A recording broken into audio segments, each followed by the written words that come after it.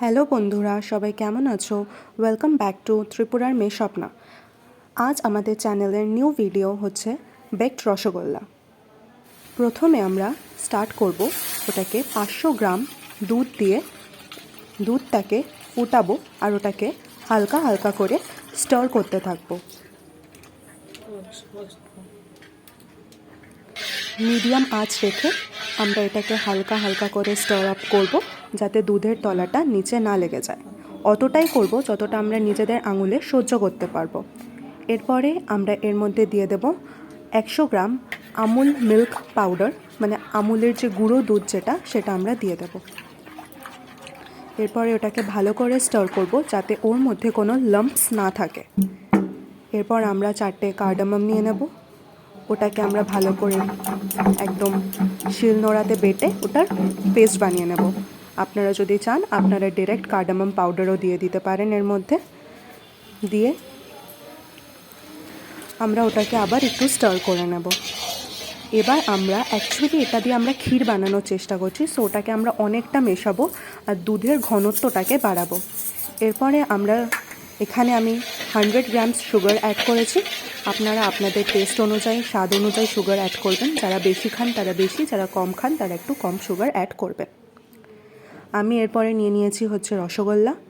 আপনারা দোকান থেকে কিনে নেবেন রসগোল্লা, দিয়ে রসটাকে ভালো করে চিপে নেবেন, নাহলে অত্যাধিক বেশি মিষ্টি হয়ে যাবে। রসটা চিপে নিয়ে সুন্দর করে আমরা একটা কেক টিন বা যে কোনো বোলের মধ্যে আমরা রসগোল্লাটাকে সুন্দর করে সাজিয়ে দেব।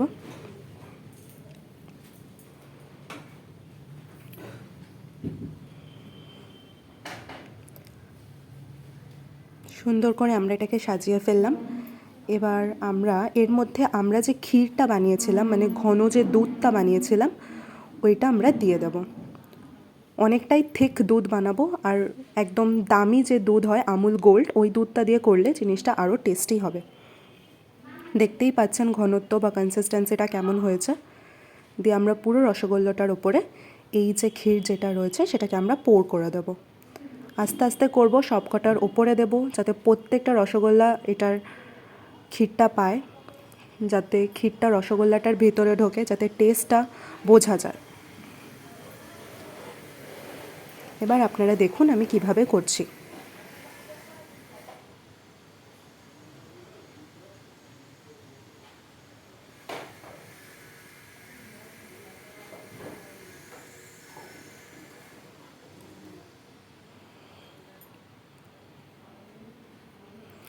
আমরা একটুখানি এটাকে শেক করে নেব, যাতে এর মধ্যে কোনো ধরনের কোনো ড্রপস না থাকে, মিন্স কোনো হাওয়া না থাকে ভিতরে, তাহলে কিন্তু আমাদের জিনিসটা হবে না। ভালো করে সেট করে আমরা মিডিয়াম আঁচ দিয়ে আমরা ওটাকে গ্যাসের ওপর দিয়ে দেব। মানে একটা শুকনো কড়াই নেবেন, কড়াইয়ের ওপর আমরা এই বাটিটাকে বসে দেবো। যেমন করে আমরা কেক বেক করি এক্স্যাক্টলি সেম জিনিসটা আমরা এখানে করব রসগোল্লাতে। মিডিয়াম আছে আমরা এটাকে 45 মিনিটসের জন্য বেক করব। তারপরে আমরা খুলে যখন চেক করব, দেখব যে এরকম একটা কালার চলে এসছে।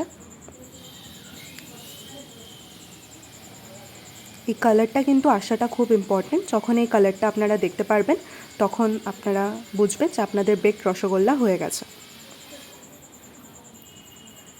রেসিপিটা ভালো লাগলে লাইক অ্যান্ড সাবস্ক্রাইব করে দেবেন আমাদের চ্যানেলটাকে, আর পাশে থেকে ফলো করে পাশে থাকবেন আমাদের।